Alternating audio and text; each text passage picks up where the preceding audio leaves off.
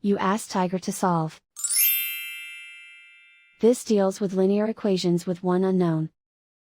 The final result is b equals -58/3. Let's solve it step by step. Group all constants on the right side of the equation.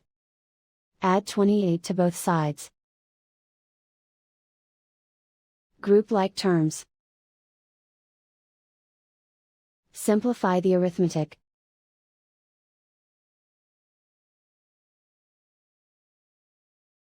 Isolate the b. Divide both sides by -6. Cancel out the negatives. Simplify the fraction. Simplify the arithmetic. Find the greatest common factor of the numerator and denominator.